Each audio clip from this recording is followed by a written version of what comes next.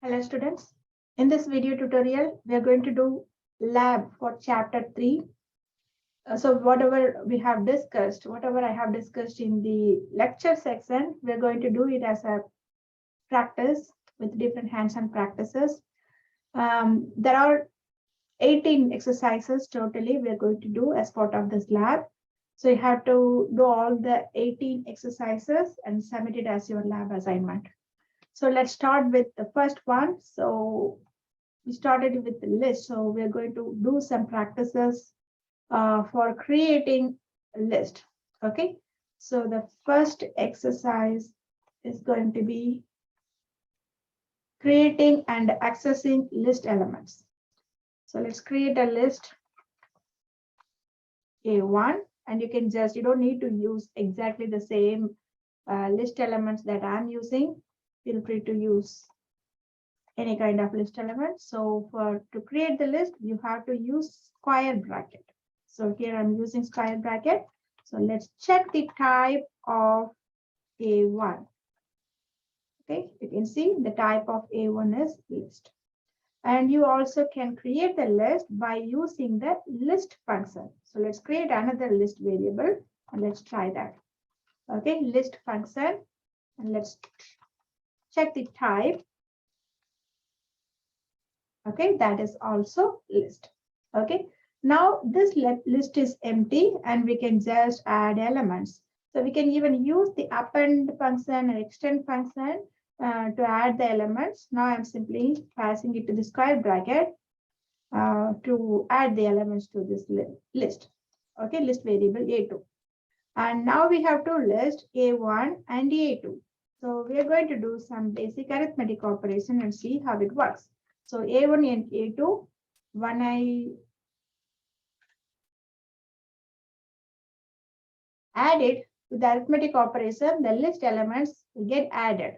Okay, so this is how to create the list. Okay, let's see how to access the list element. So it's simply like an array, like how in array you can access the elements by using the index. In the same way, you can use the index to access the list element. Okay, so Python is special in providing this access. You can access from the front, and also you can access from the backwards by using -1, -2. The last value of the list element can be accessed by using the -1 index. For example, let's try this A1 of -1. It is supposed to bring Java. You can see it brings the Java. And also we can add elements. Okay, so for example, I'm going to change the 0 index. Right now it is C++. I'm going to change it to HTML. Okay, so if you run it, it works. So let's see whether it got added. Okay, you can see works. So this is about creating and accessing the list element. That is exercise number 1. So next one, we are going to do a little bit more exercise on list accessing. Okay, so exercise number 2, 2D list indexing. Okay, this is one-dimensional list with only one list of element. Let's see how we can deal it with the two-dimensional list. Okay, let's create a matrix. Let's create a matrix with, what is matrix with two rows and columns. Okay, two square brackets. So this is the outer index and this is the inner index. Okay, so this is like a row, and inside this there are columns. Okay, so I have created the matrix. How can we access? How can we pass through the index for row temporary variable in matrix? And this is for row, and for inside each row we can access the column. So here for item in row. Okay, first the full matrix and then each row, and then inside that each element. Okay, now let's print the items. Okay, you can see all the items get printed. Let's also print outside. Let's come out of the loop and print the matrix, and let's try to access one element. Okay, that is from the first row, from the first column, not first, second, because the indexing starts with 0, right? So you can see this is the second index and second row column, which is getting, okay. Okay, so that is about indexing. Let's move on to the second exercise, third exercise. Okay, so the third exercise we are going to do on list comprehension. So we discussed about list comprehension in the lecture part. Please review if you didn't watch the lecture video yet. Okay, so the third part is list comprehension. So, you know, that comparing with the other languages, Python has an advanced feature, like list comprehension is advanced feature because it allows quick construction of the list. Also, it will help us to manipulate the things, and we can skip the for, like we can use the for loop efficiently to handle the list. Okay, so list comprehension reduces the code. It's the most effective way of coding, combining the list along with the for loop. Okay, so for example, let's create a list. Okay, A, and let's see how we can use the list comprehension method to iterate through that. Okay, for example, the one, we are just going to fetch the index 1 in all rows. Okay, this 1, 2, 3, 1 row, 4, 5, 6, another row, 7, 8, 9, another row. We are just going to pick the second column of all the rows. Okay, you can see 2, 5, 8. Okay, let's do one more. Let's do the last column fetching. For that, I of 2. Okay, and you can see it will fetch 3, 6, 9. So it's list comprehension, efficient array handling. Okay, let's do one more exercise on this, where we are going to fetch the second and third column, 2, 3, 5, 6, 8, 9. Okay, so you can see second and third column of all 3 rows can be fetched like this. Okay, so this is list comprehension way of using list comprehension. You can do the same thing for the set and dictionary as well.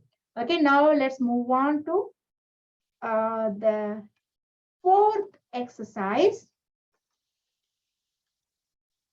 list methods.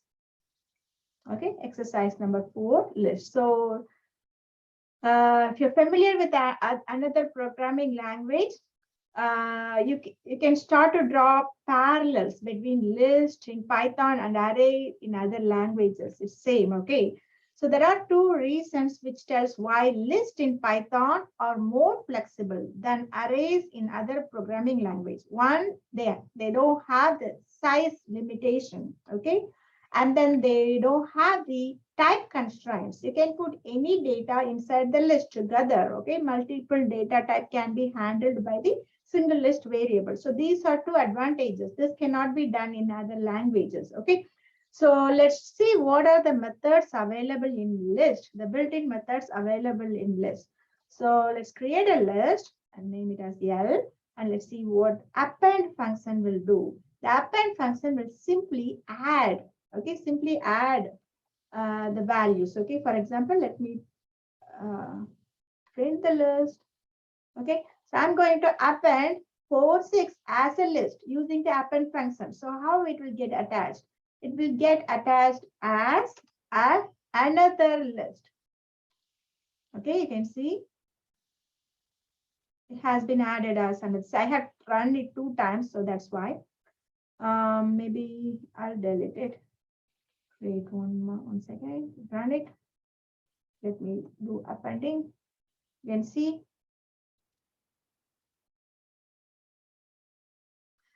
it has 4, 6 added. Okay, so there is the append function will help us to attach the elements as a list itself. So there is another function called extend. The extend function extends the list by appending the elements from the iterable append. Okay, that means it will be like added as a separate list element, not as a list itself. Like You can see append just add it like a list, but the extend will unzip it and take the list element and add it to the array that we are list that we are going to attach. Okay. Okay. So let's try append again and see. And see, we have added strings, multi-type. You can handle multi-type. You can put multiple data types together. Okay. Okay. So append and extend that we have seen. Now let's see how to delete the elements. So for that, pop function will do. So the pop function will delete, will pop the elements. Same pop function you can see JavaScript. Every language has pop to handle the array. So here, what I have popped, it will just delete the last element in the indexing. The last element will be popped. So you can also delete the elements based on the index. So for example, if I'm going to delete the -3 index, so that will delete. So this one will get deleted. Okay.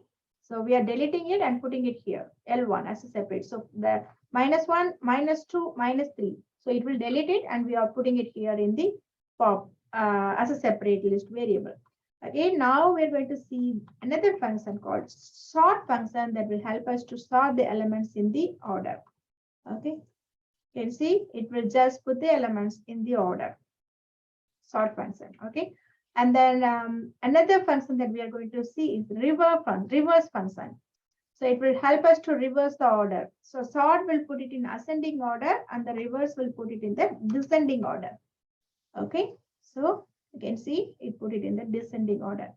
So you can just use the descending reverse as true. That is one more way you can do the descending order. Even you can use the same sort function L1.sort and you can pass the parameter reverse true. So there are two ways that you can do this. You can either use reverse function or you can use variable Boolean value, not a string. Okay, it's a Boolean. Okay, so L1. You can see it put it in the reverse. So that either you can use the reverse function or you can just pass the sort function with the reverse parameter.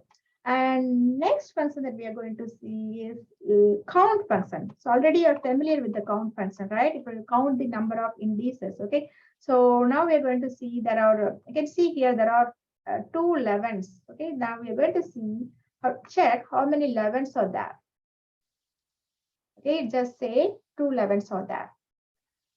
Okay. So the next list method that we are going to practice is insert. Insert method helps to insert an element in a particular location of the list. Okay. So for that, always you have to give 2 parameters. One is the index position and the another is the value that you want to put, the actual element that you want to put in that location. Okay, index location. So here I'm putting the 50 in the 5th location, 0, 1, 2, 3, 4, 5. So in the 5th location, we are just placing 50. Okay, and then remove function. The next method that we are going to see is remove. Remove method removes the first occurrence of a value. For example, as we know there are 2 11s here, so we are going to remove 1 11. Okay, so if I pass remove, so what it will do, it will just remove the first occurrence. So where it is here. Okay, so the first occurrence will get deleted. Let me find it. You can see after we put it in the descending in the L order, right? So here the first occurrence of the 11 got deleted. Okay, so the next one in operator. Okay, it always gives the Boolean result. You can always use it in the list to find whether a particular element is there or whatever combination, whatever kind of question that you have, you can just use the in operator that will always give you the Boolean result, yes or no result. Print 2 in L, whether 2 is there in the L. Okay, so you can see true. Okay, and then copy to get the copy of the list. So here L2 is equal to L dot copy. So what it will do, it will just get the copy and create it as a new element, new list. Okay, so we have created a new list. So copy method will create a new list. of L. And next, we are going to see the last method, clear. Okay, the clear method will simply delete the list. See, we have created the list, but now it is empty because we have cleared it. So these all methods are list method that comes as part of your exercise number 4. Okay, list method. So far we have practiced how to create list, access list, comprehension, and list method. So next we are going to see some like a problem. Okay, how to remove duplicates from the list. Okay, set is the good data type that will help us to handle the uniqueness, handle the duplicates, remove the duplication, because set is uniquely designed for that. Now we are going to see how we can use the list method to remove the methods available in list to remove the duplicates. Okay. So for example, let's create a list with duplicate elements with the repetition of element. Okay. And name it as 1. Okay, let's name it as L1. Okay, now unique. We are going to use the method, use the variable unique and create an empty list.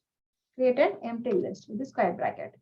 Okay, now we're going to iterate through the list to see whether there is a repetition. Okay, so when there is a repetition, how can we check it? If item not operated in unique. So because we are just saving the unique values here, so initially it will be empty. So whatever element, if 2 is there, 2 will be there because it is initially empty. So it will get added. Okay. And 3 will be added, 5 will be added, 6 will be added, and again 3, it will check 3. The item 3 is already there. So this condition will be false. Okay, when this condition is false, it will come out of this loop.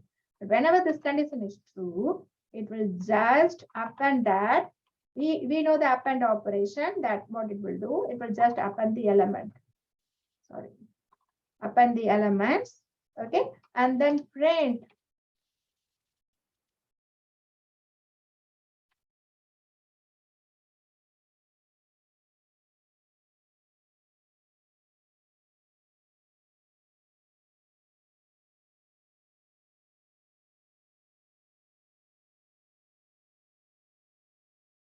okay, this is exercise number 5. Let's move on to the next exercise where we are going to create tuples. So these 5 methods, 5 exercises is to review, brush up your skill on list. Okay, now we are going to practice exercise number 6 on tuple. Okay, creating and accessing tuple elements. So that is your exercise number 6.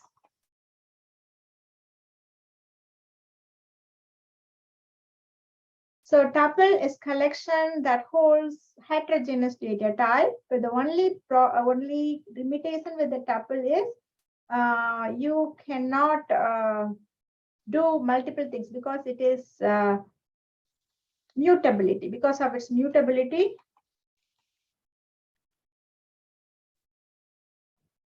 it is immutable, right? So you cannot change the values. So how to create tuple? Recall. With the bracket, you can create tuple. Okay, let's create a tuple by using a bracket and say the type. By using the type function, you can get the type. It is t tuple. Okay, and then how to access the index? Same like list, you can just use the index position to fetch the element. Okay, and then can you change the values? We tried changing the value in the list. Let's do the same thing with the tuple. So you can see it will give the error tuple object does not support item assignment. That means tuple doesn't support the assignment. Okay, new assignments. You cannot, it is mutable. Okay, so what else you can do with the tuple then? You can handle heterogeneous data. Okay, tuple can handle the heterogeneous data. Here string, integer, integer. So we are just fetching 2 to 3. That is 0, 1, 2. And the last element will not be there, right? So if you give 2 to 4, then you can fetch 2 elements. Okay. So indexing is normal, like other data type, it is normal. Okay. So this is how to create and access the element. You cannot manipulate the element, but you can simply create and access the elements. So what are the methods are there in the tuple that I'm doing it as a seventh exercise? Okay, tuple method. So as we have discussed in the lecture, it has only two methods, okay, indexing and then counting. We can even do the indexing by using the index position, passing it with the array inside the square bracket, or you can use the index function, okay, that also will work. And the count method, as in the list, it will just count how many times a particular item appears, okay. So for example, here we have the two times. Okay, let's try the 2 here and see how many times the 2 appears, whether the count fetches. Yes, it says 2 appears 2 times. Okay. So when you use tuple, you might be like thinking why to bother using tuple. We have a very efficient list method is there, and even we can use array. Why we need to have tuple? Why do we need to use tuple? Tuple is not used often as list, okay, in programming, but the immutability is necessary in some applications. Wherever immutability is a basic criteria, then you have to go for tuple. You're not supposed, the client or the end application, the client user, they're not supposed to change the value. Okay, you have to provide this the security in those kind of criteria. You can use tuple. Okay, while you're passing around an object, and if you need to make sure it does not get changed, then you have to go for the tuple. Okay, it provides a convenience method for the data security. Okay, for it is a data type that maintains data integrity. Okay, so now you have learned how to create tuple and how to handle it, how to access the element, and how you can do other things. Only thing you can do is checking the number of times a particular element appears in the tuple. That's it. Okay, so the next data type that we are going to practice is set.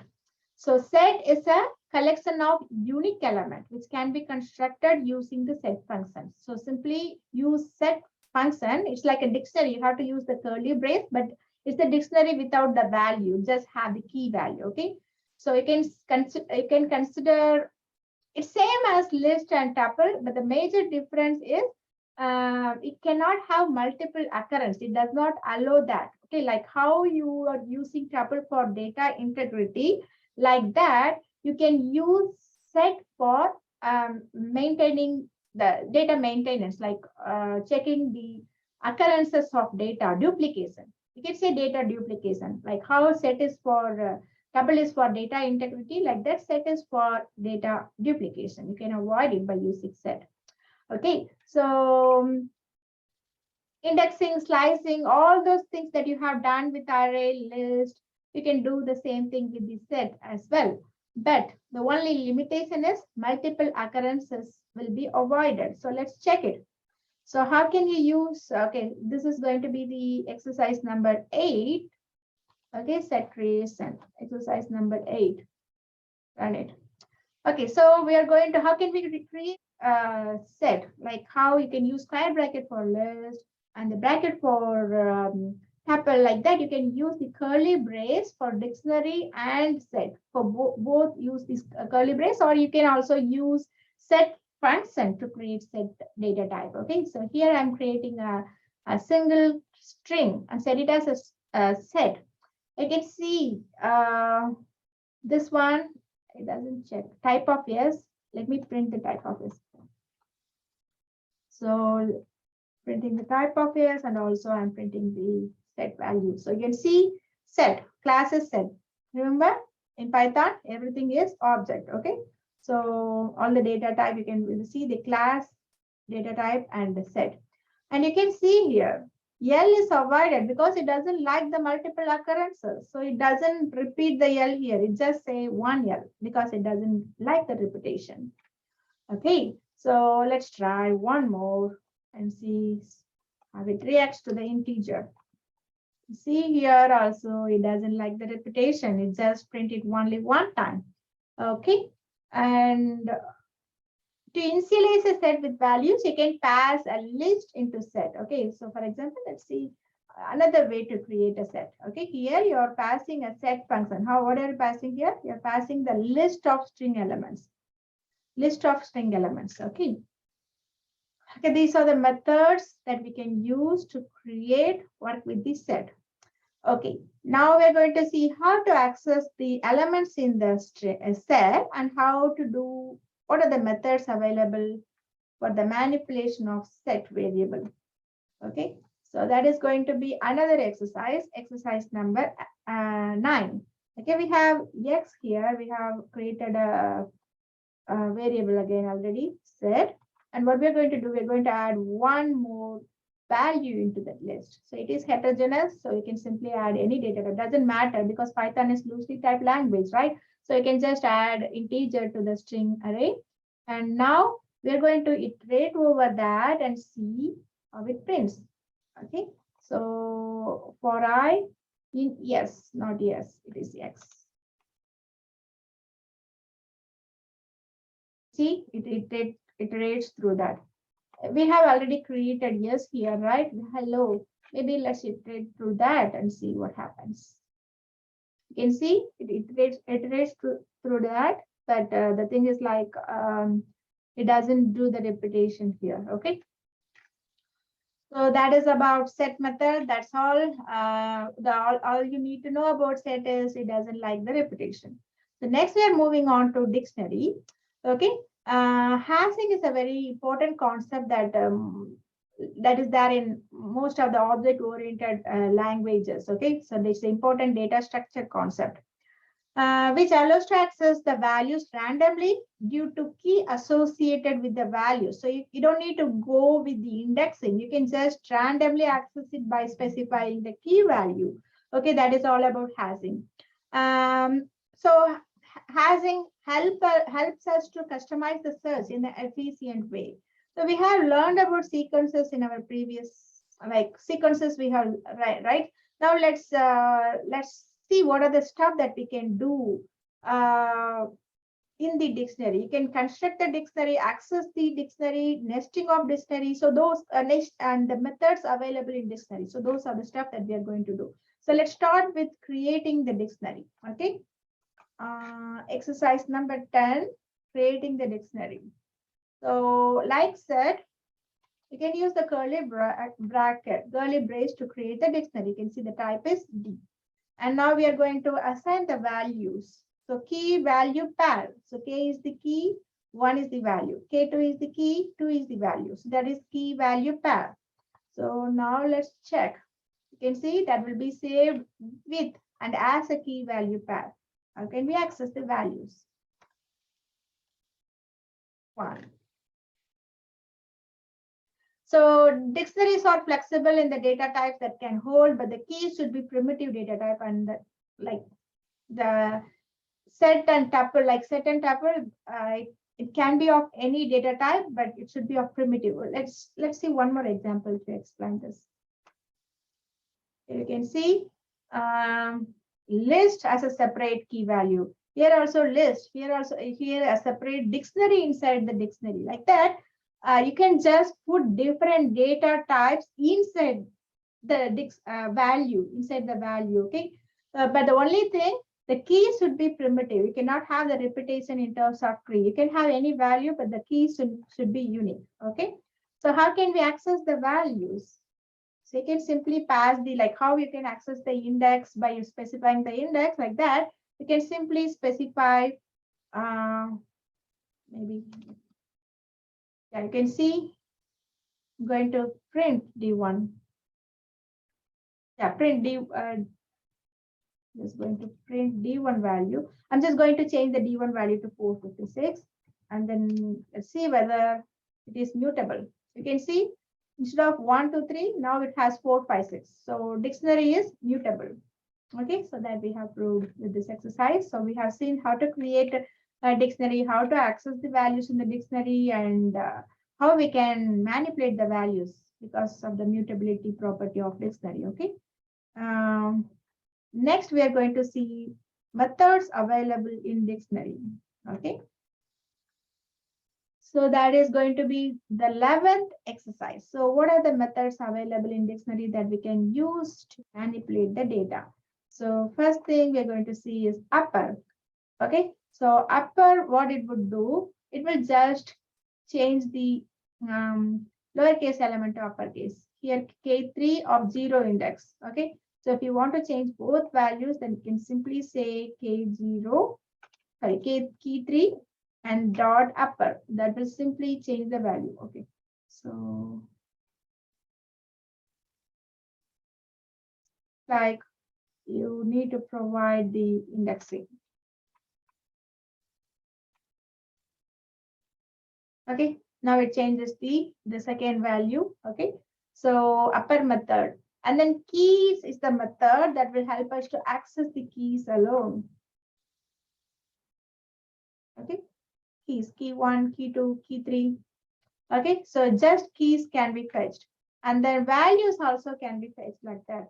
Values is the method which will help us to fetch the values alone. So here you don't see any keys fetching the values. So keys, values. Okay, there are multiple methods. If you want, I have given in the lecture, I have shared the URL link to explore further on the dictionary method. Not only for the dictionary, in the lecture material, I have provided the external link to explore further on all the content that we have given, list, set, dictionary.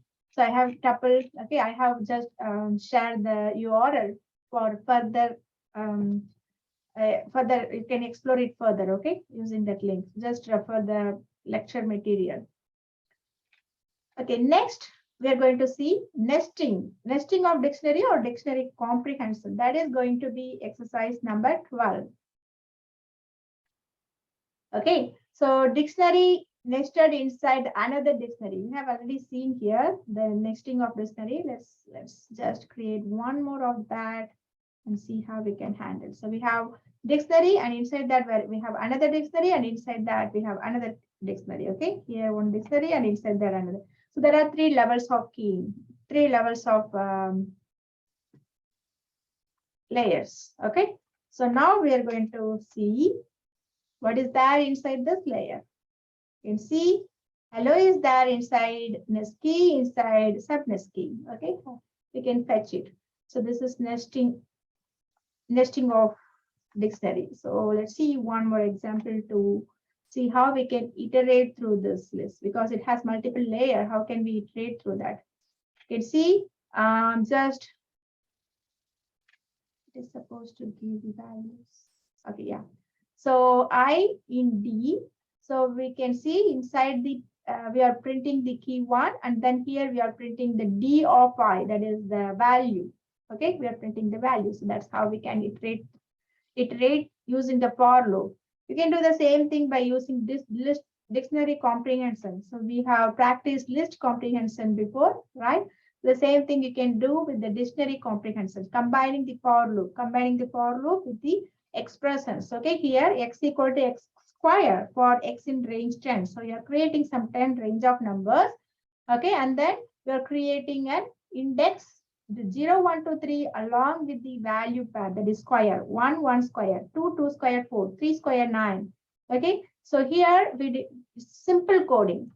In one line, we have created the list, we have done the arithmetic operation, and also we have iterated through the for loop. Okay, so that is the best thing about the comprehensions. Okay, making code less code, making it less code. But initially, I suggest you to go with the detailed coding until you get the full understanding, deep understanding of the concept. Once you are familiar with all the concepts, then you can move forward with the less coding concept, okay, with the comprehension. Okay, so that is all about data types and associated methods. So now we are moving on to the functions concept that we discussed in the lecture. Okay, so function. So the 13th exercise is about functions. Okay, so we're going to start with a simple function. Okay, def is the keyword, and you have to give the function name and parameter, and you can give the block, and then you have to do the function calling here to activate the function. Okay, So just getting the index and multiplying the index by 10 is a simple function. So all you need to do understand here is how the function definition work and how the function calling work with the parameter. Okay, so this is your 13th exercise, and we'll do the next one as another separate exercise. Exercise number 14, that is going to discuss the iteration. Okay, how we can iterate through the element as a container. Okay, so now we are going to create a function definition called extract to iterate through the values. Extract is the function, user-defined function that we are using it to iterate through the values.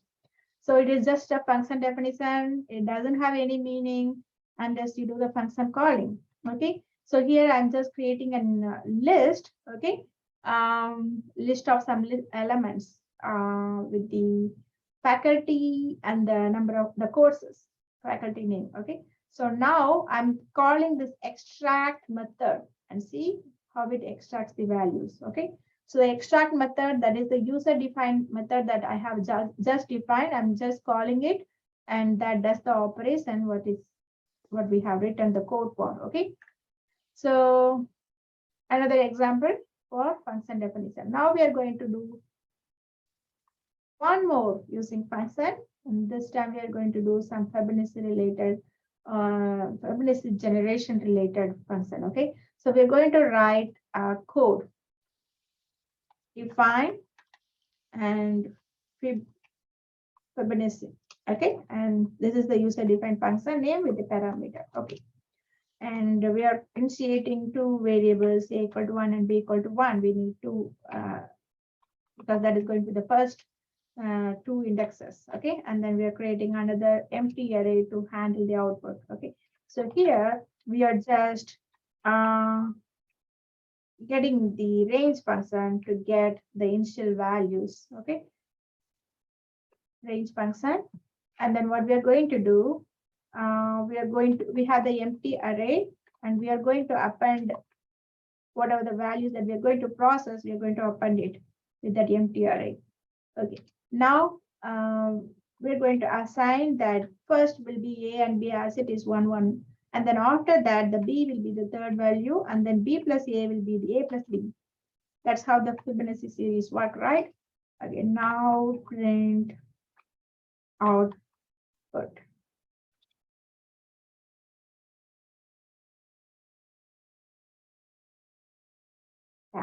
Next piece, return output. Okay, so let's see.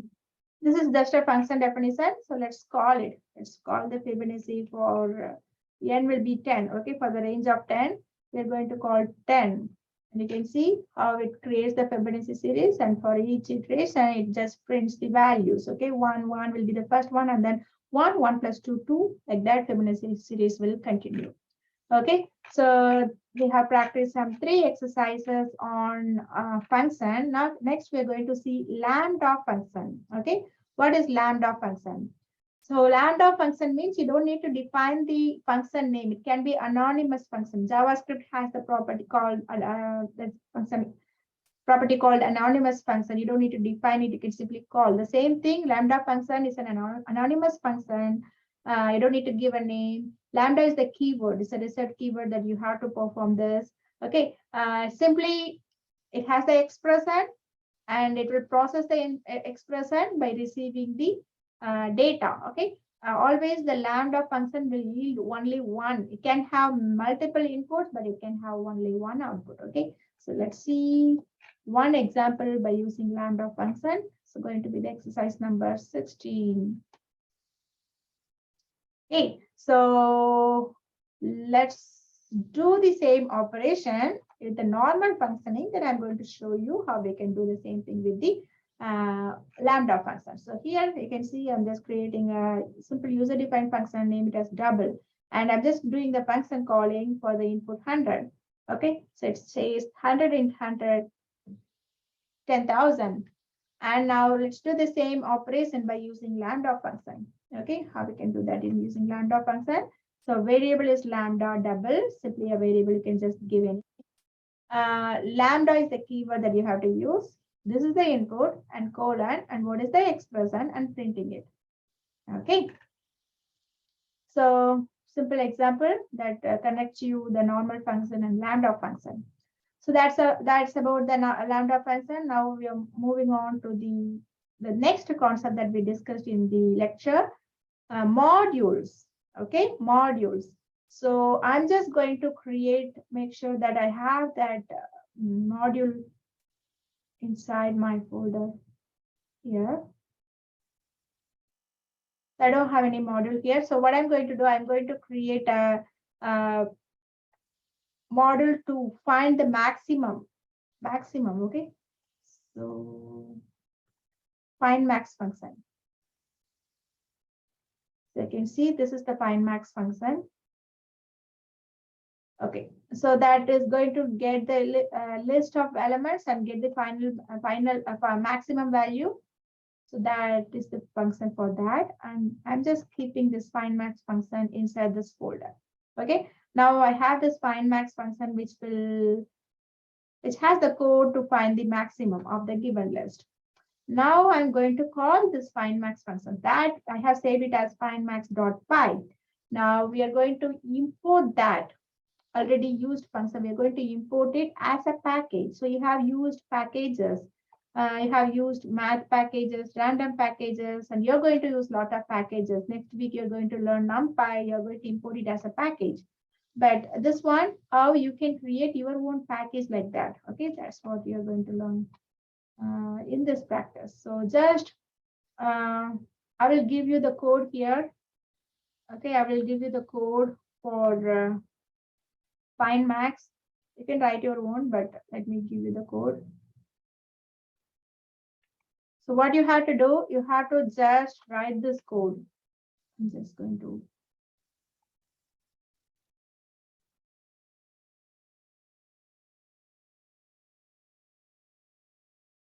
Okay, so this is the code and just save this, create this definition and save that as findmax.py. Save that as findmax.py so that that will become like a package. You're going to call this package, like how you will call math like that. You're going to call this find max package like this, simple. From find max, we're going to import find max function, okay? And max library, inside that we're going to import the function. Function is also named as find max and the file is also named as find max. So from the file, you can see here, I have named this file as findmax.py and the function is also findmax. So from the this file, I'm just going to call find max function. Okay, and then I'm going to pass a list. Okay, so I'm just going to pass different values.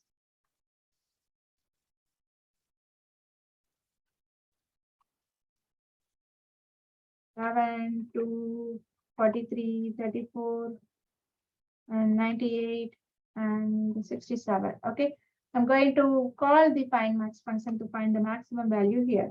So I'm just saying maxi find. Okay, so here you can even use tab find max. I have to pass the list that I have created. Okay. I have to print the maxi. Yeah. You can see here I have passed 98. So that just retrieves the 98 and prints it. Okay. So you have to first save this code as findmax.py in the current folder that you're working on. It should be in the same folder. If it is not in the same folder, it will not work. So just make sure that it is in the same folder. Then import that. This should be in the Python. Okay, you can just use the Visual Studio Code and save it as findmax.py. You cannot run it, save it here. Okay, in this Jupyter Notebook file. So just save it in your Visual Studio Code and then call it here. Okay, next, last thing that we have discussed. Okay, files. Okay, so that is the last exercise for your chapter 3, 18, exercise number 18. So we have discussed the file operations. We have discussed the basic operations like open, write, close, all that. Let's practice that. Okay, now we're going to use this open with the write mode. Okay, W means write mode. And we are going to write 3 lines with the variable line 1, line 2, line 3, all those stuff. And then we are going to use the write function. We are opening it with the write mode, so we should be able to call the write function to write that. And then the file handler name is fout. And then we are going to close it. Then only we can open it again and check. Okay. The close function, write function, open function, be familiar with all. Now we are going to open the function again, and then we are going to see whether we can find everything that we have written inside that file. Okay, the file name is file1.txt.